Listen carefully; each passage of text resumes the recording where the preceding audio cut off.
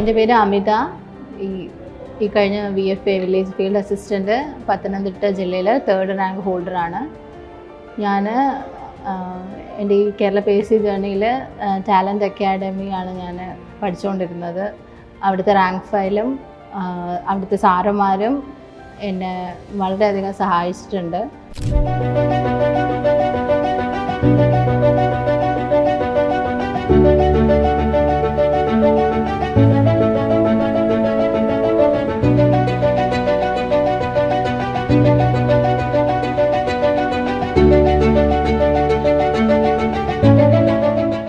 ഞാൻ ആദ്യം എക്സാം എഴുതുന്ന സമയത്ത് എനിക്ക് 35 മാർക്ക്. അതൊരു തൊഴിൽ വീതിയുടെ ഒരു ക്വസ്റ്റ്യൻ പേപ്പർ ആയിരുന്നു. അപ്പൊ പിന്നെ അതിൽ നിന്ന് ഇമ്പ്രൂവ് ചെയ്യണമെന്ന് വെച്ചാൽ അപ്പം ഞാൻ ക്ലാസ്സിനൊന്നും പോയിട്ടില്ല. അവിടെയാണ് നമ്മുടെ ഈ റാങ്ക് ഫയല് SCRT നമ്മൾ വായിച്ചത്, നമ്മൾ റെഗുലർ ആയിട്ട് ക്ലാസ്സിന് വന്നത്, അതിൻ്റെയൊക്കെ ഒരു എഫക്റ്റ് നമുക്ക് അപ്പോഴാണ് കിട്ടുന്നത്.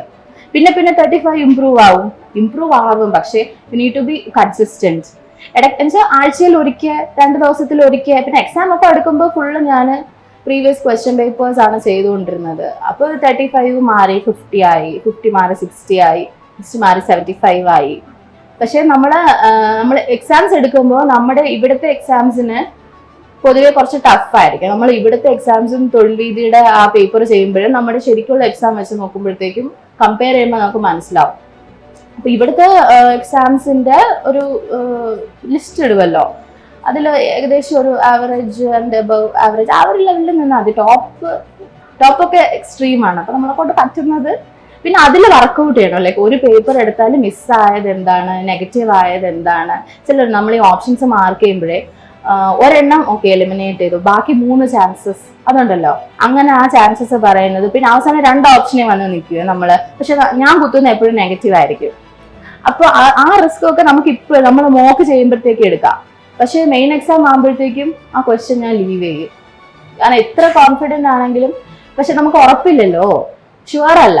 അതുകൊണ്ട് ആ ക്വസ്റ്റ്യൻ ഞാൻ ലീവ് ചെയ്തിട്ടാണ് മുന്നോട്ട് പൊക്കോണ്ടിരുന്നത്. പിന്നെ ക്വസ്റ്റ്യൻ പേപ്പർ മെയിൻ എക്സാമിന്റെ സമയത്ത് നമ്മൾ എല്ലാവരും പറയുന്നതാണ്, ആദ്യത്തെ വായന കിട്ടാത്തത് റൗണ്ട് ചെയ്ത് വെക്കണം, ഫസ്റ്റ് റൗണ്ട്. പക്ഷെ ഇപ്പൊ ഫസ്റ്റ് ഒറ്റ വാക്കിൽ അറിയാവുന്ന ആൻസർ ആണെങ്കിൽ അത് ഒന്നുകൂടെ വായിക്കണം എന്ന് പറയും.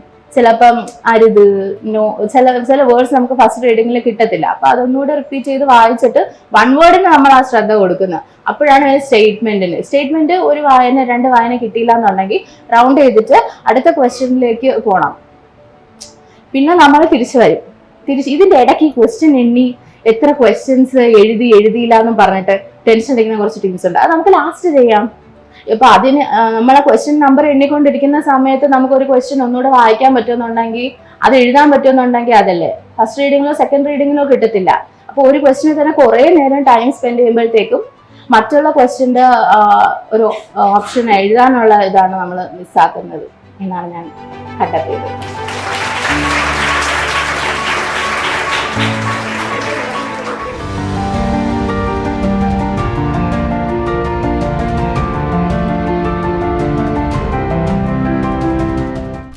PSC ഇപ്പോൾ ഡിഫറെൻറ്റ് ലെവൽ എക്സാംസ് നടത്തുന്നുണ്ട്. 10th, +2, degree. അപ്പോൾ എൻ്റെ ഹയസ്റ്റ് ക്വാളിഫിക്കേഷൻ ഡിഗ്രിയാണ്. ഞാനിപ്പോൾ കയറിയത് VFA 10th ലെവല് ജോബാണ്. അപ്പോൾ ഇത് വെച്ച് ഞാൻ എൻ്റെ പഠിത്തം അവസാനിപ്പിക്കുന്നില്ല. അപ്പോൾ നമ്മുടെ ഹയസ്റ്റ് ക്വാളിഫിക്കേഷൻ എന്താണോ അതിലുള്ള ഏറ്റവും നല്ല ഒരു പോസ്റ്റ് എഴുതിയെടുക്കുക എന്നതായിരിക്കണം നമ്മുടെ ലക്ഷ്യം. എല്ലാവരുടെയും ലക്ഷ്യം അങ്ങനെ തന്നെ ആയിരിക്കണം. നമുക്ക് ഫസ്റ്റ് ഒരു ജോലിയിൽ കയറുക എന്നുള്ളത്, അത് കഴിഞ്ഞിട്ട് ഇപ്പോൾ എൻ്റെ കേസാണ് ഞാൻ പറഞ്ഞത്. ഇപ്പോൾ എൻ്റെ ഡിഗ്രി ലെവൽ ഏതെങ്കിലും ഒരു എക്സാം നല്ല റാങ്കോട് കൂടെ പാസ്സാവണം എന്നുള്ളതാണ് എൻ്റെ ലക്ഷ്യം ഇനിയുള്ളത്. അപ്പോൾ ഇനി എഫേർട്ട് ടാലൻറ്റ് അക്കാഡമിയുടെ കൂടെയുള്ള ജേർണി ഞാൻ അവസാനിപ്പിക്കുന്നില്ല, അതിനെയും കണ്ടിന്യൂ ചെയ്യും.